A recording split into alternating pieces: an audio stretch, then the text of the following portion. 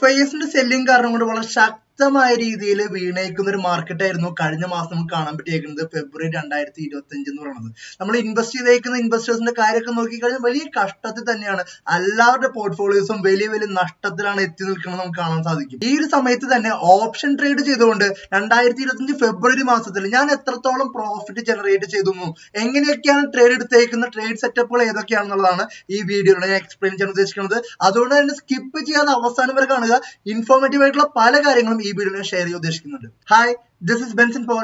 Welcome to a new episode. നിങ്ങളിൽ കുറച്ച് പേർക്ക് അറിയായിരിക്കും ഞാനൊരു ഡയറക്ഷൻ ഓപ്ഷൻ സെല്ലർ ആണ്. അതായത് ട്രേഡ് എങ്ങോട്ടാണോ ഡയറക്ഷൻ എടുക്കുന്നത് ആ ഡയറക്ഷനിലേക്ക് ഓപ്ഷൻ സെല്ല് ചെയ്തുകൊണ്ട് ഹോൾഡ് ചെയ്യുന്ന ഒരു ട്രേഡിംഗ് രീതിയാണ് ഞാൻ ഉപയോഗിക്കുന്നത്. അപ്പൊ കഴിഞ്ഞ മാസത്തെ എന്റെ പെർഫോമൻസ് അറിയാനായിട്ട് എന്ത് ചെയ്യാം, നമുക്ക് എന്റെ ബ്രോക്കർ അക്കൗണ്ടിലേക്ക് നോക്കി നോക്കാം. സെറോദ എന്ന് പറഞ്ഞ ബ്രോക്കറാണ് ഞാൻ ഉപയോഗിക്കുന്നത് പേഴ്സണലി. ഇതാണ് അതിന്റെ ID നമ്പർ വരുന്നത്. നമുക്ക് നോക്കി നോക്കാം എന്താണ് അതിന്റെ റിസൾട്ട് എന്നുള്ളത്. ഇനി താഴേക്ക് കൺസോൾ എടുക്കുക. കൺസോൾ എടുത്തു കഴിഞ്ഞാൽ റിപ്പോർട്ട്സില് PL നോക്കി നോക്കുക. അതിൽ ഈക്വിറ്റിയിലല്ല ഞാൻ ട്രേഡ് ചെയ്യുന്നത്, ഫ്യൂച്ചേഴ്സ് ആൻഡ് ഓപ്ഷൻസിലാണ്.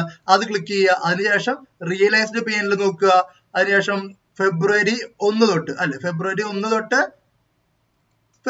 വരെ ഫെബ്രുവരി മാസത്തെ PL ആണ് കാണിക്കാൻ ഉദ്ദേശിച്ചേക്കുന്നത്. അത് കാരണം കൊണ്ട് തന്നെ അത് പ്ലേ ചെയ്ത് നോക്കുക. നമുക്ക് നോക്കി കാണാൻ സാധിക്കും ഓൾമോസ്റ്റ് 52,000 രൂപയുടെ പ്രോഫിറ്റ് ആണ് ഫെബ്രുവരി മന്ത് ഞാൻ ജനറേറ്റ് ചെയ്തേക്കുന്നത്. അതിൽ ചാർജസ് ആയിട്ട് ഓൾമോസ്റ്റ് 933 രൂപയുടെ ചാർജസ്, നെറ്റ് ഒരു 51,000 രൂപയുടെ പ്രോഫിറ്റ് ആണ് ഇവിടെ വന്നേക്കുന്നത്.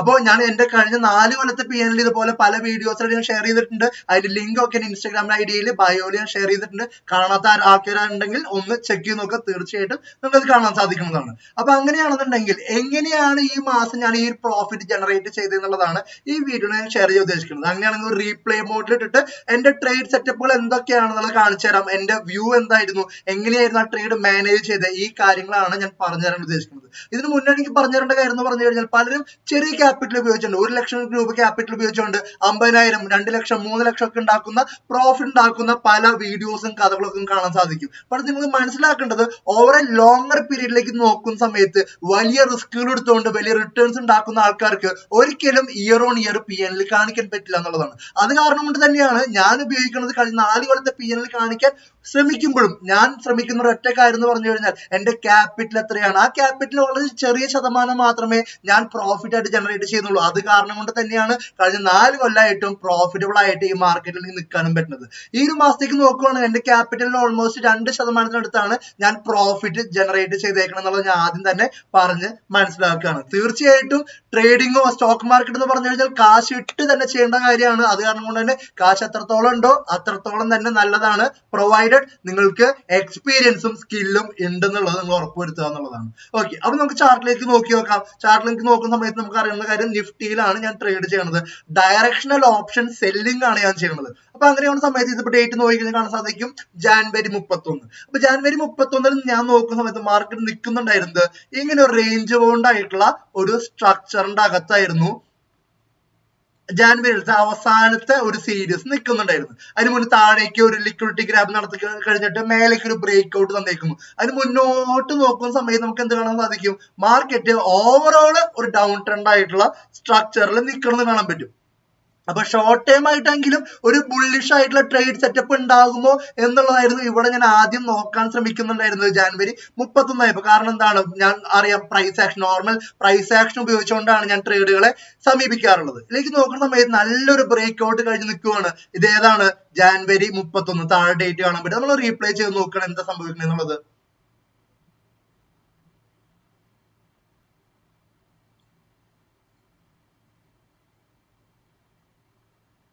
ഓക്കെ, ഇവിടെ റീപ്ലേ ചെയ്ത് നോക്കുന്ന സമയത്ത് നിങ്ങൾക്ക് കാണാൻ സാധിക്കുന്ന കാര്യം എന്ന് പറഞ്ഞു കഴിഞ്ഞാൽ കഴിഞ്ഞ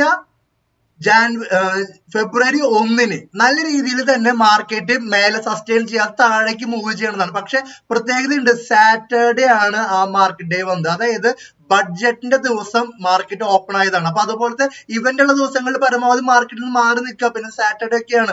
അപ്പൊ ഞാൻ എന്റെ ട്രേഡിംഗ് രീതിയിൽ സാറ്റർഡേ ട്രേഡ് ചെയ്യാറില്ല. സാധാരണ രീതിയിൽ മാർക്കറ്റ് ഓപ്പൺ ആവുന്ന ദിവസമല്ല സാറ്റർഡേ. അത് കാരണം കൊണ്ട് അതിന് ഞാൻ ട്രേഡ് ചെയ്തിട്ടുണ്ടായിരുന്നില്ല. അതിനുശേഷം നെക്സ്റ്റ് ദിവസം, അതായത് ഏത് ദിവസം, മൺഡേ മാർക്കറ്റ് എന്ത് സംഭവിച്ചു, ഈ നേരത്തെ നമ്മൾ വരച്ചു വെച്ചേക്കുന്ന ആ സോണിന്റെ താഴെ, റെസിസ്റ്റൻസിന്റെ സപ്ലൈ സോണിന്റെ താഴെയാണ് മാർക്കറ്റ് അവിടെ നിന്നതെന്ന് കാണാൻ പറ്റും. ആ ഒരു പോയിന്റ് ഞാൻ സ്വീകരിച്ച കാര്യം എന്ന് പറഞ്ഞാൽ നോർമലി എന്താണ്, മാർക്കറ്റ് ഒരു റേഞ്ച് കൊണ്ട് മാർക്കറ്റ് ആകുന്ന സമയത്ത് താഴേക്ക് മേലേക്ക് ഈ രീതിയിലാണല്ലോ മാർക്കറ്റ് മൂവ് ചെയ്യുക. അതായത് സപ്ലൈയിൽ നിന്നും താഴേക്കും സപ്പോർട്ടിൽ നിന്നും മേലേക്ക് എന്ന രീതിയിൽ. അപ്പൊ ഇതൊരു ഫേക്ക് ബ്രേക്ക് ഔട്ട് ആയി കാണുമായിരിക്കും വിചാരിച്ചിട്ട് താഴെ വന്ന സമയത്ത് ഞാൻ എന്ത് ചെയ്തു, ഒരു ഷോർട്ട് പൊസിഷൻ താഴേക്ക് ഇനീഷ്യേറ്റ് ചെയ്തു എന്നുള്ളതാണ് ഇവിടെ. അപ്പൊ ഒരു ഹാഫ് ക്വാണ്ടിറ്റി ഞാൻ പറഞ്ഞിട്ടുണ്ട് ഡയറക്ഷനിലാണ് ട്രേഡ് ചെയ്യാറുള്ളത്. അപ്പൊ റേഞ്ച് കൊണ്ട് മാർക്കറ്റിൽ പറയത്തക്ക ഡയറക്ഷൻ ഒന്നും കിട്ടില്ല എന്ന് നമുക്ക് അറിയുന്ന കാര്യമാണ്. അപ്പൊ ഞാൻ എന്ത് ചെയ്തു, ഒരു ഡയറക്ഷണൽ ട്രേഡ് എടുത്തു. താഴേക്കുള്ള പൊസിഷനാണ് ഞാൻ എടുത്തിട്ടുണ്ടായിരുന്നത് ഓൾമോസ്റ്റ് ഈ റേഞ്ചിന്റെ മേലെ, അതായത് 23,600 കാണുന്നില്ലേ, ഈ റേഞ്ചിന്റെ മേലുള്ള 23,700ന്റെ കോൾ ഓപ്ഷൻ ആണ് ഞാൻ സെല്ല് ചെയ്തിട്ടുണ്ടായിരുന്നത്. താഴേക്കുള്ള വ്യൂ ആയിരുന്നു മനസ്സിലാക്കാം. ഒരു ഹാഫ് ക്വാണ്ടിറ്റി ട്രേഡ് എടുത്തു. പക്ഷെ അൺഫോർച്ചുനേറ്റ്ലി മാർക്കറ്റ് ഗ്യാപ്പ് അപ്പിൽ ഓപ്പൺ ചെയ്തു. ഗ്യാപ്പ് അപ്പ് കാണുന്നുണ്ടോ? ഗ്യാപ്പ് അപ്പിൽ ഓപ്പൺ ചെയ്ത പാടെ തന്നെ എന്റെ വ്യൂ തെറ്റി. കാരണം എന്താ, ഒരു സപ്ലൈ ചെയ്തുകൊണ്ട് മേലേക്ക് താഴേക്ക് വ്യൂവും പറഞ്ഞ് സപ്ലൈ ചെയ്തുകൊണ്ട് അവർ പ്രോപ്പറായി ട്രേഡ് എടുത്തിട്ട് അതിന് മേലേക്ക് കടന്നു കഴിഞ്ഞാൽ നമ്മൾ സ്റ്റോപ്പ് ലോസ് ഹിറ്റ് ചെയ്യുന്നുള്ളത് തന്നെയാണ്. അപ്പൊ അതേപോലെ തന്നെ എനിക്ക് ഫസ്റ്റ് ദിവസം തന്നെ ലോസ് സംഭവിച്ചു കാണാൻ സാധിക്കുന്നുണ്ടായിരിക്കും. ഓൾമോസ്റ്റ് 5,220 രൂപയുടെ. ഈ മാസം തുടങ്ങുന്നത് തന്നെ എനിക്ക് ലോസിലൂടെയാണ് തുടങ്ങിയത്. 5,220 രൂപയുടെ ലോസ് എനിക്ക് അന്ന് സംഭവിച്ചു എന്നുള്ളതാണ്. അപ്പൊ അതിനുശേഷം ഞാൻ നോക്കുവാണ് മാർക്കറ്റിന് സംഭവിച്ചു നോക്കി നോക്കാം. നമുക്ക് പ്ലേ ചെയ്യാം. മാർക്കറ്റ് എന്താണ് സംഭവിച്ചത്? നല്ല രീതിയിൽ ബുള്ളിഷ്നെസ് മാർക്കറ്റ് കാട്ടി എന്നുള്ളതാണ്. അതായത് ആദ്യത്തെ ആ ഒരു ബ്രേക്ക് ഔട്ട് നല്ല രീതിയിൽ റീടെസ്റ്റ് നടത്തിക്കൊണ്ട് സംഭവിച്ചു. വീണ്ടും ഒരു ബ്രേക്ക് ഓഫ് സ്ട്രക്ചർ, അതായത് ഇവിടെ കാണാൻ പറ്റുന്നുണ്ട് ഈ ഒരു ഹൈ ബ്രേക്ക് ചെയ്തുകൊണ്ട് ഇവിടെ ഒരു ബ്രേക്ക് ഓഫ് സ്ട്രക്ചർ ഇവിടെ ക്രിയേറ്റ് ചെയ്തു എന്നുള്ളതാണ്. അപ്പൊ നമുക്ക് മനസ്സിലാക്കേണ്ട കാര്യം എന്താണ്, അതായത് ബുള്ളിഷ് ആയിട്ടുള്ള വ്യൂ ആയിരിക്കും എന്നുള്ള അനുമാനത്തിലാണ് ഞാൻ എടുക്കുന്നത്. അപ്പൊ ഞാൻ എന്ത് ചെയ്തു, ആ ദിവസം ഇത് കളയാണ്. ഒരു ദിവസം എന്ന് പറഞ്ഞു കഴിഞ്ഞാൽ ചൊവ്വാഴ്ച, ഫെബ്രുവരി 4 ചൊവ്വാഴ്ച ഞാൻ ബുള്ളിഷ് ആയിട്ടുള്ള ഒരു പൊസിഷൻ എടുക്കാൻ ഞാൻ തയ്യാറാവുകയാണ്. അപ്പൊ ഞാൻ നോക്കുന്ന സമയത്ത് ഞാൻ ഇൻഡിക്കേറ്റേഴ്സ്, രണ്ട് ഇൻഡിക്കേറ്റേഴ്സ് ഉപയോഗിക്കാറുണ്ട്. ഒന്ന് 50 EMA, അത് ഞാൻ ഉപയോഗിക്കും. 50 EMA ഉപയോഗിക്കും. അതേപോലെ തന്നെ CPR ഇൻഡിക്കേറ്ററിലെ വീക്ക്ലി പോയിട്ടും ഞാൻ ഉപയോഗിക്കാറുണ്ട്. അപ്പൊ ഞാൻ ചെയ്ത കാര്യം എന്താണ്, പ്രൈസ് മേലേക്ക് പോകും എന്നായി എന്റെ നിഗമനം അല്ലെങ്കിൽ എന്റെ അനാലിസിസ് എന്ന് പറഞ്ഞപ്പോ ഇതിന് താഴെ ഈ വീക്ക്ലി പോയിന്റിന്റെയും ഈ മൂവിംഗ് ആവറേജിന്റെയും താഴെയുള്ള ഒരു സ്ട്രൈക്ക് പ്രൈസ് ഓൾമോസ്റ്റ് എനിക്ക് തോന്നുന്നു 23,200ന്റെ ഒരു പുട്ട് ഓപ്ഷൻ, അതായത് ബുള്ളിഷ് ആയിട്ടുള്ള വ്യൂ എടുത്ത് പുട്ട് ഓപ്ഷൻ ഞാൻ സെല്ല് ചെയ്യുകയുണ്ടായത്. നമുക്ക് നോക്കി നോക്കാം മാർക്കറ്റിൽ എന്താണ് സംഭവിച്ചെന്നുള്ളത്. മാർക്കറ്റ് അവിടെ തന്നെ ചെറുതായിട്ട് സ്ലൈറ്റ് താഴേക്ക് വരുന്നു. അതിനുശേഷം ഇതേ ദിവസം ബുധനാഴ്ചയാണ്, വ്യാഴാഴ്ചയാണ് എക്സ്പയറി നമുക്ക് അറിയാൻ പറ്റും. ബുധനാഴ്ച മേലെ തന്നെ ഓൾമോസ്റ്റ് നമ്മൾ മേലേക്ക് ട്രേഡ് എടുത്തിട്ടുണ്ടെങ്കിൽ നെക്സ്റ്റ് ദിവസം ചെറുതായിട്ട് താഴേക്ക് വരുന്നു. അതിനുശേഷം നെക്സ്റ്റ് ദിവസം ഒരു ഗ്യാപ്പ് അപ്പ് ഓപ്പൺ തരുന്നു. വ്യാഴാഴ്ചയാണ് സെല് ചെയ്തേക്കുന്നത്. ചൊവ്വാഴ്ച വൈകുന്നേരമാണ് വ്യാഴാഴ്ച ഗ്യാപ്പ് അപ്പ് ഓപ്പൺ ചെയ്തപ്പോ തന്നെ എനിക്ക് മോശമില്ലാത്ത പ്രോഫിറ്റ് വരുന്നോട് കാണാൻ പറ്റും. ഒരു 600 രൂപയും അതേപോലെ തന്നെ 6-ാം തീയതി ഒരു 11,000 രൂപയുടെ പ്രോഫിറ്റ് അവിടെ എനിക്ക് ബുക്ക് ചെയ്യാൻ സാധിച്ചു എന്നുള്ളതാണ്. അതിനുശേഷം നമ്മൾ ബുക്ക് ചെയ്തു, രാവിലെ തന്നെ പ്രൈസ് ബുക്ക് ചെയ്തു 6-ാം തീയതി. അതിനുശേഷം മാർക്കറ്റ് എന്ത് ചെയ്യാണ്, മാർക്കറ്റ് താഴോട്ടേക്ക് മൂവ് ചെയ്യാനായിട്ട് സ്റ്റാർട്ട് ചെയ്തു എന്നുള്ളതാണ്. അപ്പൊ നോർമൽ കേസ് സിനാരിയോയില് നമ്മൾ പ്രതീക്ഷിക്കേണ്ട കാര്യം എന്താണ്, ഒരു അപ് ട്രെൻഡ് മാർക്കറ്റ് ആണെന്നുണ്ടെങ്കിൽ പ്രൈസ് മേലേക്ക് പോയി താഴേക്ക് വന്നു കഴിഞ്ഞാൽ വീണ്ടും അടുത്തുണ്ടാക്കണം, വീണ്ടും മറ്റൊരു ഹൈ ക്രിയേറ്റ് ചെയ്യണം. അതല്ലേ, ഒരു ഹയർ ഫോർമേഷനിലാണ് ഒരു അപ് ട്രെൻഡ് മാർക്കറ്റ് ഉണ്ടാവുന്നതാണ് നമുക്ക് എല്ലാവർക്കും അറിയുന്ന കാര്യമാണ്. പക്ഷെ ഇവിടെ എന്താണ് സംഭവിക്കുന്നത്, മാർക്കറ്റ് താഴോട്ടാണ് മൂവ് ചെയ്യണത്. അതായത് ഒരു അപ് ട്രെൻഡ് ക്രിയേറ്റ് ചെയ്യുന്നതിന് പകരം പ്രൈസ് താഴോട്ട് മൂവ് ചെയ്യുന്ന സമയത്ത് പിന്നെ അതിനുശേഷമുള്ള ട്രേഡിലേക്ക് എനിക്ക് ബുള്ളിഷ് ആയിട്ടുള്ള ട്രേഡ് എടുക്കാൻ താല്പര്യം. കാരണം നോക്കുന്ന സമയത്ത് ഓവറോൾ ട്രെൻഡ് എന്താണ്, ഒരു ബെയറിഷ് ആയിട്ടുള്ള ട്രെൻഡ് ആണ്. അങ്ങനെയാണെന്നുണ്ടെങ്കിൽ പലപ്പോഴും ഒരു ഫേക്ക് ആയിട്ടുള്ള ബ്രേക്ക് ഔട്ടുകൾ പലപ്പോഴും ഒരു ഡൗൺ ട്രെൻഡ് മാർക്കറ്റിൽ അപ്സൈഡിലേക്ക് ബ്രേക്ക് ഔട്ട് കാണാൻ സാധിക്കുന്ന അറിയുന്ന കാരണം കൊണ്ട് തന്നെ പിന്നെ അതിനുശേഷം ഞാൻ ബുള്ളിഷ് ആയിട്ടുള്ള ട്രേഡുകൾ എടുത്തില്ല എന്ന് മാത്രമല്ല താഴേക്കുള്ള ട്രേഡ് ഇനീഷ്യേറ്റ് ചെയ്തു. അതായത് ഓൾ ഓപ്ഷൻസ് ഞാൻ സെല് ചെയ്യാൻ തുടങ്ങി. കാരണം എന്ന് പറഞ്ഞു കഴിഞ്ഞാൽ മേലേക്ക് പോകുന്ന മാർക്കറ്റ് താഴോട്ടാണ് മൂവ് ചെയ്യണത്. അപ്പൊ അതിന്റെ ഒപ്പം തന്നെ കഴിഞ്ഞ ദിവസത്തെ ഹൈ ഏതാണ്, ഇതാണ് കഴിഞ്ഞ ദിവസത്തെ ഹൈ വരണത്. അപ്പൊ ഞാൻ വിചാരിക്കുകയാണ് ഓക്കെ, ആ ഹൈന്റെ ഇപ്പൊ ബുള്ളിഷ് ആയിട്ടുള്ള മാർക്കറ്റ് ആണ്, സ്ട്രോങ് ആയിട്ടുള്ള ബയേഴ്സ് ആണെന്നുണ്ടെങ്കിൽ ആ കഴിഞ്ഞ ദിവസത്തെ ഹൈന്റെ മേലേക്ക് പ്രൈസ് കടന്നു പോകണല്ലോ. പക്ഷെ കടന്നു പോകുന്നില്ല, പ്രൈസ് താഴേക്കാണ് വരുന്നത്. അപ്പൊ ഞാൻ എന്ത് ചെയ്തു, വീണ്ടും ഇതിന്റെ മേലെ അതായത് ഈ ലെവലിന്റെ മേലെയുള്ള 24,000ന്റെ കോൾ ഓപ്ഷൻ ഞാൻ സെല് ചെയ്യാണ്, താഴേക്കുള്ള പൊസിഷൻ സെല് ചെയ്യാണ്. അതെന്താണ്, വ്യാഴാഴ്ച വൈകുന്നേരമാണ് ഞാൻ സെല് ചെയ്യണത് നെക്സ്റ്റ് വീക്കിലേക്കുള്ളത്. ആ കറണ്ട് വീക്കിലത്തെ ട്രേഡ് കഴിഞ്ഞു. അപ്പൊ 11,000 രൂപ പ്രോഫിറ്റ് ബുക്ക് ചെയ്തു. നെക്സ്റ്റ് വീക്കിലേക്കുള്ള ട്രേഡ് ഞാൻ ഇനിഷ്യേറ്റ് ചെയ്യണത്.